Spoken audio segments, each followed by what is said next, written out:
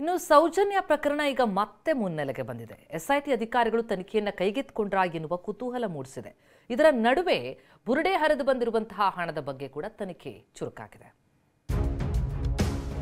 ಧರ್ಮಸ್ಥಳ ಬುರುಡೆ case ತನಿಖೆ ಚುರುಕು.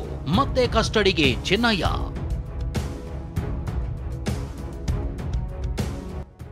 Funding ಮೂಲಕ್ಕೆ ಕೈ ಹಾಕಿದ ಎಸ್ಐಟಿ, ಅಧಿಕೃತ ಎಂಟ್ರಿ ಕೊಡ್ತಾ ಇಡಿ. ಧರ್ಮಸ್ಥಳದಲ್ಲಿ 100 ಶವ ಹೋತಿದ್ದೀನಿ ಅಂತ ಬುರುಡೆ ಬಿಟ್ಟಿದ್ದ ಚಿನ್ನಯ್ಯನನ್ನ ಎಸ್ಐಟಿ ಅಧಿಕಾರಿಗಳು ಮತ್ತೆ 3 ದಿನ ಕಸ್ಟಡಿಗೆ ಪಡೆದಿದ್ದಾರೆ. 12 ದಿನದ ಕಸ್ಟಡಿ ಅಂತ್ಯವಾದ ಹಿನ್ನೆಲೆಯಲ್ಲಿ ಬೆಳ್ತಂಗಡಿ ಕೋರ್ಟ್ಗೆ ಹಾಜರುಪಡಿಸಲಾಗಿತ್ತು. ಈ ವೇಳೆ ಕೋರ್ಟ್ ಹಾಲ್ನ ಬಾಗಿಲು ಮುಚ್ಚಿ ಚಿನ್ನಯ್ಯನ ವಿಚಾರಣೆ ನಡೆಸಲಾಯಿತು. ಎಸ್ಐಟಿ ತನಿಖಾಧಿಕಾರಿ, ಸರ್ಕಾರಿ ಅಭಿಯೋಜಕ, ಚಿನ್ನಯ್ಯ ಹಾಗೂ ಕಾನೂನು ಸೇವಾ ಪ್ರಾಧಿಕಾರದ 2 ವಕೀಲರು ಉಪಸ್ಥಿತರಿದ್ದರು. ಹೀಗೆ ಚಿನ್ನಯ್ಯನ ವಿಚಾರಣೆ ನಡೆಸಿದ ಕೋರ್ಟ್ ಮತ್ತೆ 3 ದಿನ ಚಿನ್ನಯ್ಯನನ್ನ ಎಸ್ಐಟಿ ವಶಕ್ಕೆ ನೀಡಿದೆ. ಸೆಪ್ಟೆಂಬರ್ 6ರಂದು ಮತ್ತೆ ಕೋರ್ಟ್ಗೆ ಹಾಜರುಪಡಿಸಲು ಸೂಚಿಸಲಾಗಿದೆ.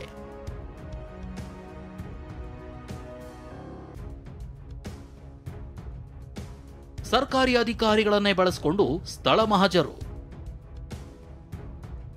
ಇನ್ನು ಪ್ರತಿಯೊಂದು ಸಾಕ್ಷಿ ರಕ್ಷಣೆಗೆ ಮುಂದಾಗಿರೋ ಎಸ್ಐಟಿ ಎಚ್ಚರಿಕೆಯ ಹೆಜ್ಜೆ ಇಡುತ್ತಿದೆ. ಪ್ರತಿಯೊಂದು ಸ್ಥಳ ಮಹಜರಿಗೂ ಸರ್ಕಾರಿ ಅಧಿಕಾರಿಗಳನ್ನೇ ಬಳಕೆ ಮಾಡಿಕೊಂಡಿದೆ. ಸಾರ್ವಜನಿಕರನ್ನ ಬಳಕೆ ಮಾಡಿದ್ರೆ ಸಾಕ್ಷಿಗೆ ಬೆದರಿಕೆ ಮತ್ತು ಉಲ್ಟಾ ಹೊಡಿಬಾರದು ಅನ್ನೋ ಕಾರಣಕ್ಕೆ ಸರ್ಕಾರಿ ಅಧಿಕಾರಿಗಳನ್ನೇ ಬಳಕೆ ಮಾಡಿಕೊಳ್ಳಲಾಗಿದೆ. ಇನ್ನು ಸುಜಾತಾ ಭಟ್ಗೆ ಹಲವಾರು ವಿಡಿಯೋ ಮಾಡಿದ್ದ ಯೂಟ್ಯೂಬರ್ ಅಭಿಷೇಕ್ನನ್ನ ವಿಚಾರಣೆ ಮಾಡಲಾಗಿದೆ.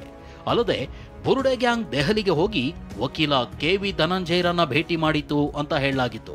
ಈ ಬಗ್ಗೆ ತನಿಖೆ ನಡೆಸಲು ಧರ್ಮಸ್ಥಳ ಗ್ರಾಮಸ್ಥ ರಾಜೇಂದ್ರ ಎಂಬುವರು ದೂರು ನೀಡಿದ್ದಾರೆ.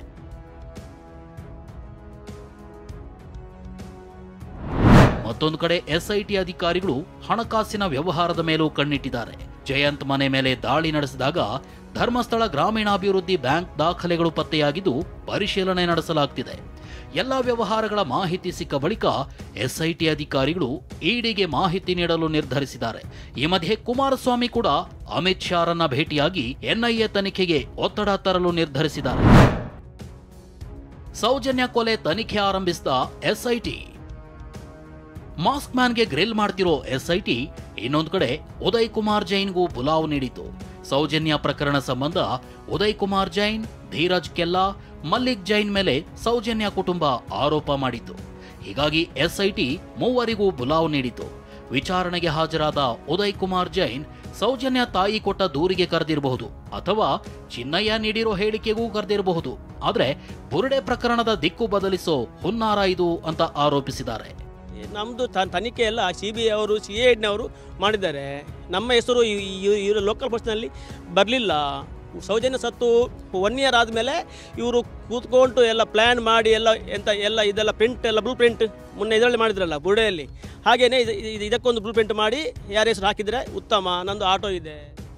ಇದೆಲ್ಲದರ ಮಧ್ಯೆ ಸೌಜನ್ಯ ನಿವಾಸಕ್ಕೆ ಬಿಜೆಪಿ ನಾಯಕರು ಭೇಟಿ ನೀಡಿರೋದು ಚರ್ಚೆಗೆ ಗ್ರಾಸವಾಗಿದೆ. ಸುಪ್ರೀಂ ಕೋರ್ಟ್ಗೆ ಹೋದ್ರೆ ಖರ್ಚು ಭರಿಸೋದಾಗಿ ವಿಜಯೇಂದ್ರ ನೀಡಿದ್ದ ಭರವಸೆಯನ್ನ ಸಿಎಂ ಪ್ರಶ್ನಿಸಿದ್ದಾರೆ. ಸಿಎಂ ಮಾತಿಗೆ ಸಿಟಿ ರವಿ ತಿರುಗೇಟು ಕೊಟ್ಟಿದ್ದಾರೆ. ನಾವು ಷಡ್ಯಂತ್ರದ ವಿರುದ್ಧ ಅಂದಿದ್ದಾರೆ. ಅವರು ಅಕ್ಯೂಟ್ ಮಾಡಿಬಿಟ್ಟು ಈಗ ಸುಪ್ರೀಂ ಕೋರ್ಟ್ಗಾಗಿ ಖರ್ಚು ಕೊಡ್ತೀವಿ ಅಂತಂದ್ರೆ ಧರ್ಮಾಧಿಕಾರಿ ವೀರೇಂದ್ರ ಹೆಗ್ಡೆ ಅವ್ರ ಪರನ ಸೌಜನ್ಯ ಪರನ ಅಂತ ಕೇಳಿದ್ದಾರೆ. ಇದೊಂದು ಅಸಂಬದ್ಧವಾಗಿರ್ತಕ್ಕಂಥ ಪ್ರಶ್ನೆ.